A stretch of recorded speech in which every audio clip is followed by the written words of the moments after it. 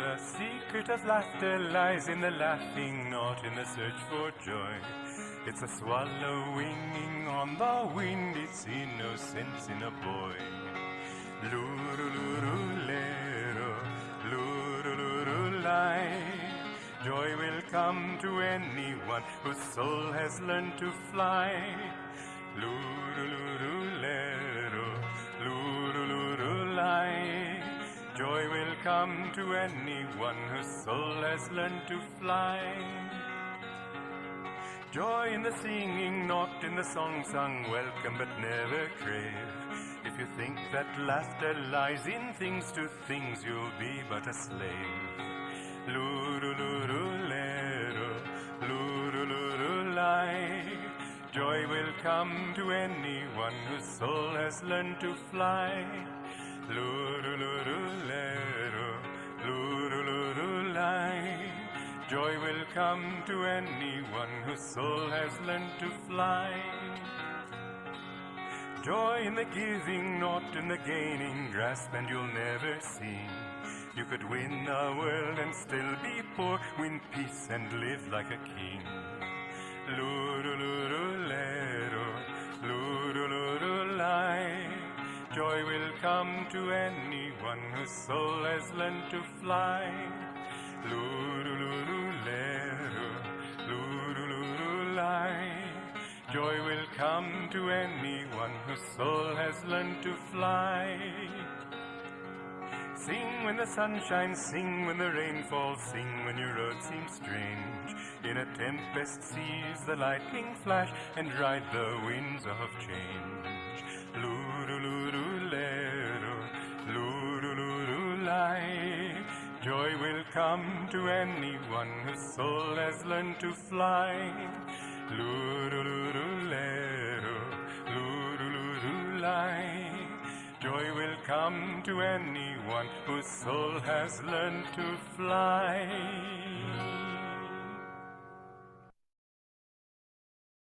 We've got to reach that point where we can learn to say yes to life. And you'll find then that everything that you do can be fun. One of the slides that we showed last night was of a man in a mud puddle working with something. And we were saying that when you do everything as a service to God, everything can become fun.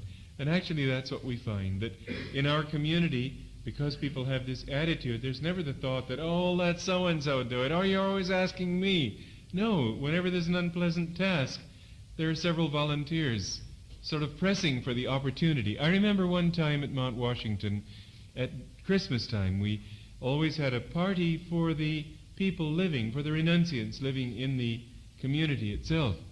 And this Christmas, a lot of outsiders came. They assumed that it was a party for everybody, so a crowd of people came. Well, we had it so well planned that there were place cards in front of each seat, and it was the most precious time of the year for us, the time of the greatest spiritual enjoyment and just wonderful season. And suddenly here there were all these people and no place for them. Well, we just gave up our seats, as many as we needed to fit the guest, because in India they say the guest is God, and so you want to serve the guest when he comes. Later I was mentioning to Master, usually what would the scene be? In most worldly sit-ups it would be, why do they have to bother us? This is our party, this is our banquet. Well, you give him your seat, I got mine, and I'm going to stay here. This kind of attitude. I said to Master afterwards that the disciples were vying with one another for the privilege of being the ones to give up their seats. And he smiled blissfully, said, oh, these are the things that please me. This attitude is so, why would it please him? Because that's what gives you what it's all about. When you've got that attitude, then you can't help having joy. The more you have of this attitude of just living for him and living for him in others, the more you find that joy just flows automatically. The next point here, I can't go through all of them, but a smile of comfort to the sorrowful, a heart kept open to the stranger. These things are to recognize God in all and not to have this us for and no more consciousness, as Yogananda used to call it. To feel that all are a part, all are your brothers and sisters. It's such a wonderful feeling, and it gives you such a sense of belonging wherever you go. You come to another country and you feel, well, this is my country too. You meet strange people and you feel, well, these are my own. And then your joy can expand. When your heart is soft, when your heart can expand, that's when you can know joy. Welcome again, everyone. I'd like to start this topic today is how to be happy all the time. And I'd like to start from a couple of quotes from a book by Master, How to Be Happy All the Time. We'll show it on the screen in a moment. He says, to seek happiness outside ourselves is like trying to lasso a cloud. Happiness is not a thing, but a state of mind to be lived. Another, people become so engrossed in making money that they can't relax enough to enjoy their comforts, even after they've acquired them. Just look at the people around you. Ask yourself, are they happy? See the sad expressions on so many faces. Observe the emptiness in the eyes. Another, it is important to differentiate between your needs and your wants. Your needs are few, while your wants can be limitless. In order to find freedom and bliss, minister only to your needs. Stop creating limitless wants. Two more. The more you depend upon conditions outside yourself for happiness, the less happiness you will experience. And finally, if you have given up hope of ever being happy, cheer up, never lose hope. Your soul, being the reflection of the ever joyous spirit, is happiness itself.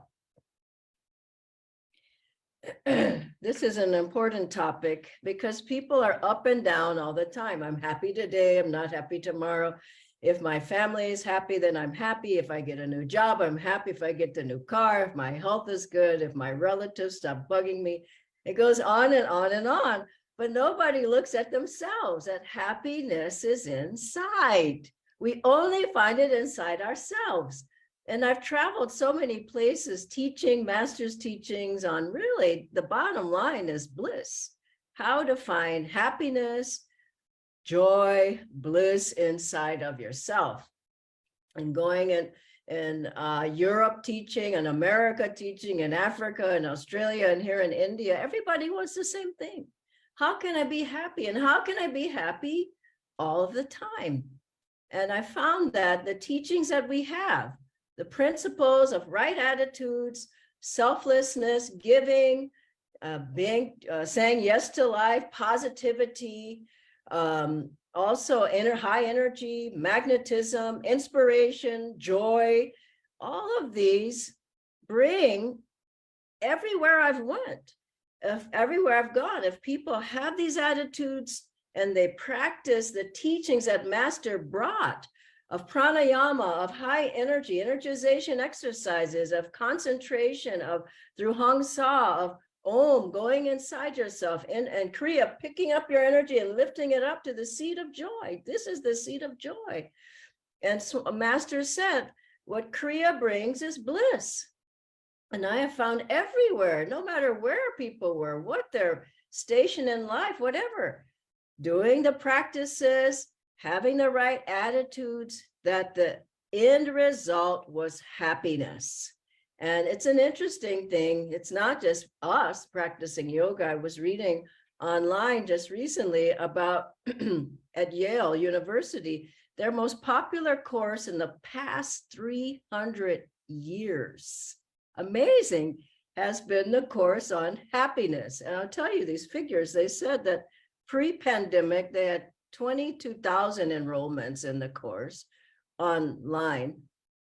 And then after the pandemic, once the pandemic started to take off, the class got to 860,000 new enrollments. And it just kept going on and on and on from there, because people are looking for something more. And I remember when I came out of college, I had everything. People said, if you go to college, get a good education, get a good job, get money, get the house, get the car, get the friends, get the health, all those things, you're going to be happy. Well, At 21 years old, I had it. I always had a strong will. I was going for getting everything, and there was nothing there. There was no happiness. There was no fulfillment inside myself. Then I thought, my whole life is going to be like this. There's got to be something more. Then I learned to meditate. Then I got on the path. Then I learned the principles of happiness. Then I learned the techniques of happiness. And that was decades ago. And I can say for all these years, ups and downs, people, this happening, people betraying you, your health going bad, you're upset about this and that. The underlying river underneath one's life, if you practice what Master gave, no matter what is happening outside yourself, there's a river of joy. There's a river of happiness, and you can always drink from that river. And I've seen it over and over. So what happens on our path is that Master gave 3 basic principles of happiness. And I'll give those to you today, remind you. The first one was energy. Remember, he would run out into the platform when he would teach. And I was just in Hyderabad this weekend, and what a great group of people. The Hyderabadi people are fantastic, so much energy, enthusiasm. And I remember one man was sitting on the front row. There were 135 people at the lecture that we gave there. And he was looking doubtful, and, and then his face started lightening up, and then he started going, yeah, you're right. And we had them up doing the SCL exercises, attention and relaxation, breathing, chanting, from joy I came, for joy I live. They were shouting that chant out. We had them meditating and doing an affirmation at the end. They loved it because Master brought how. Not just that it is a truth, it's a philosophy. He brought how you can be happy, how you can be successful, how you can be prosperous, how. And there were a lot of business people in that group. They came up, half the people, it seems like, bought a book. We sold 70 books at that night. People want to know, how do I make myself happy inside? So Master gave these 3 principles. He said, first of all, energy. You have to have high energy. He would say, be awake and ready.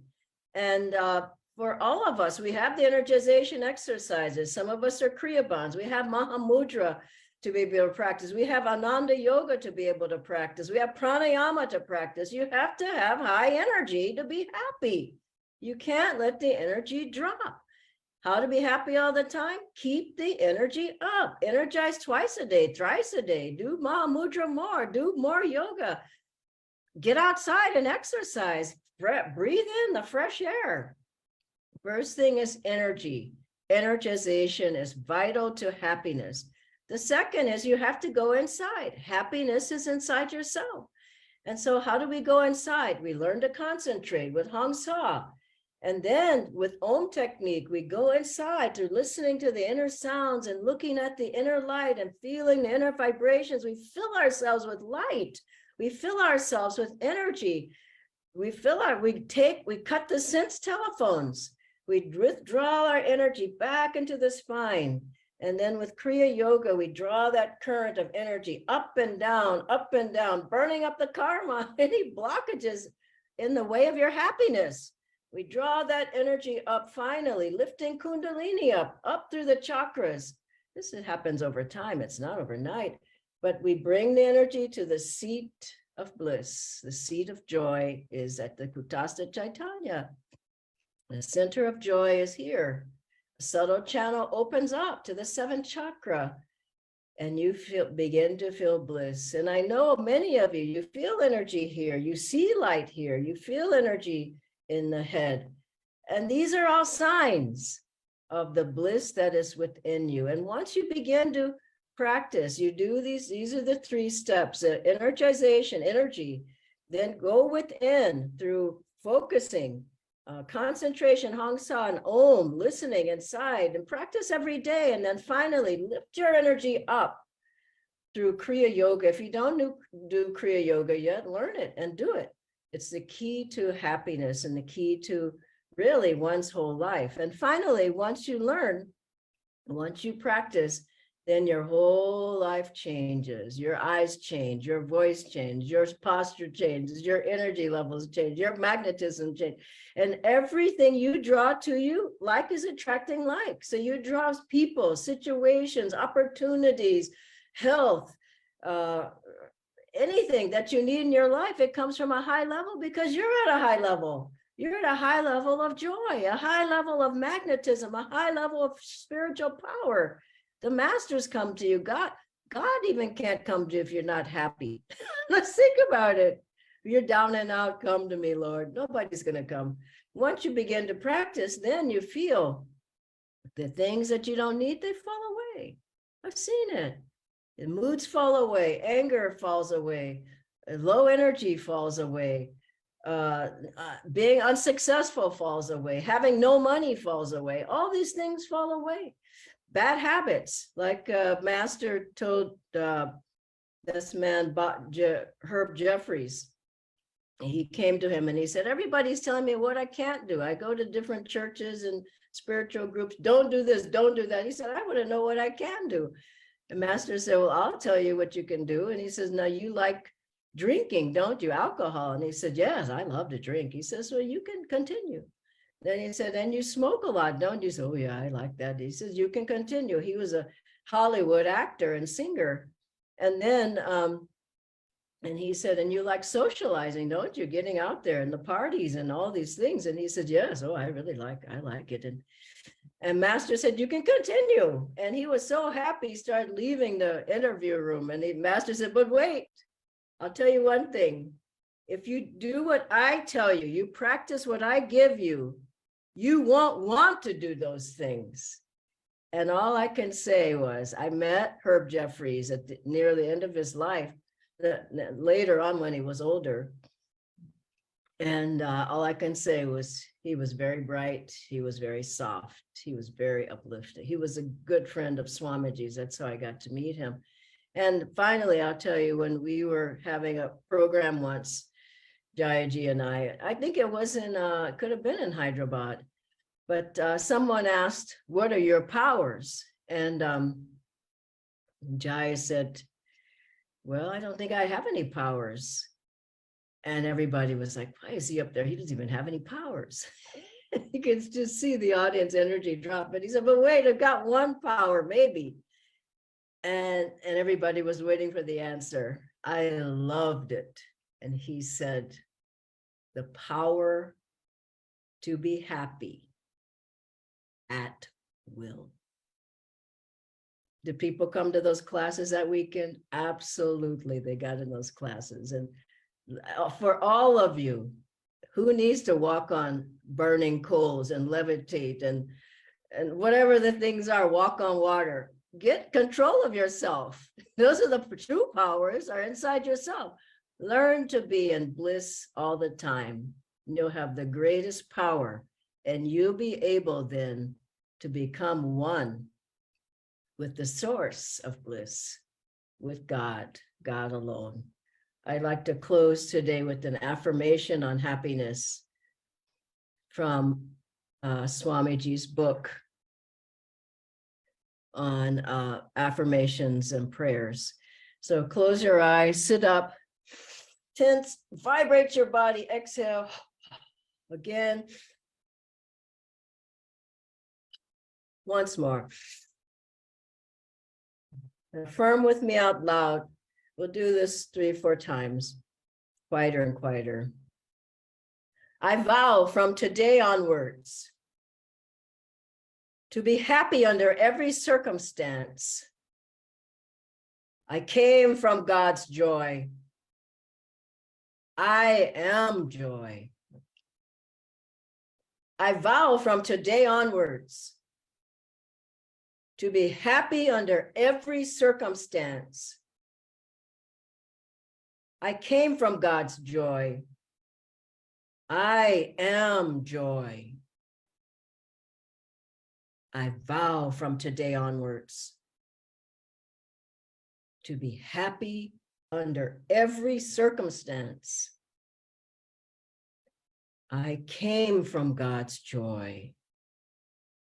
I am joy.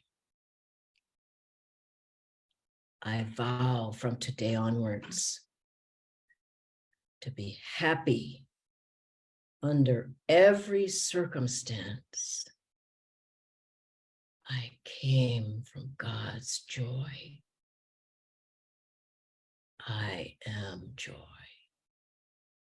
Mentally, the final time, I vow from today onwards to be happy under every circumstance. I came from God's joy. I am joy.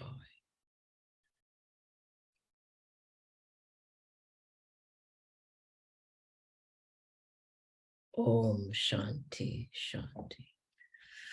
I'll ask Natendra to show the book of Masters, How to Be Happy. This is the book that I would recommend to everyone from Ananda Publications. And I've taken the quotes and the talk today from Master's book. I'll ask Natendra to join me on the screen now, and we have a few questions. Thank you, Dhyanaji. Hard to ask these questions after such a wonderful affirmation. The first question, Dhyanaji, is so many things happen in life to make you unhappy and sad. It doesn't seem possible to be happy when something happens like the passing of a loved one or a health challenge. Is there any real happiness at difficult times like that? Yeah, it's underneath. It's always there. You are that happiness. You are that joy. You are that bliss. The soul is full of it. Bliss, peace, light, sound, wisdom. All these are a part of who we are. So if we keep affirming, no, if this happens and I don't have that. If that happens and I didn't come from God's joy. No, I came from myself. You can go that route, but it's not the truth of your essence. The truth of your essence is what I just read on that affirmation. And I saw Swamiji in many circumstances where he was in the hospital. He wrote lessons from the hospital. He's counseled people from the hospital bed. I remember many times he was still in joy, even in the hospital. And even with his body failing him, various things happening, he always affirmed, I am God's joy. No matter what befalls me, I am God's joy. And so it's more, that's why I did the affirmation. Affirm it, believe it, live it. If you live it, things happen. I've gone through many trials. They weren't easy. Did I suffer? What suffers? The ego suffers. My soul never suffered. There's many stories of all you have to do is read the lives of the saints. There was one of Ramakrishna ji who he was suffering from throat cancer near the end of his life. And the disciple went and said, Master, well, how are you doing? And he said, oh, it's just terrible. You don't know how terrible it is. And the disciple went and told the other ones. And later on, he went back. He said, well, Master, now, how are you doing? He says, oh, just awful. Then he went and told the other ones. He came back a third time. He asked him, oh, you just don't know how bad it is. But then the disciple, and he left, he said, he's saying that. It doesn't seem like he's really experiencing that. Sri Ramakrishna said, now that boy has found me out. And Master showed too. He had a big wishing well fall on his foot. And he grimaced, with pain. And then he told the disciples, I'm going to show you now. If I lift my consciousness up, I'm not going to feel that pain. And he did. And they saw his face became natural, normal. And then he said, now I'm going to bring my energy back down.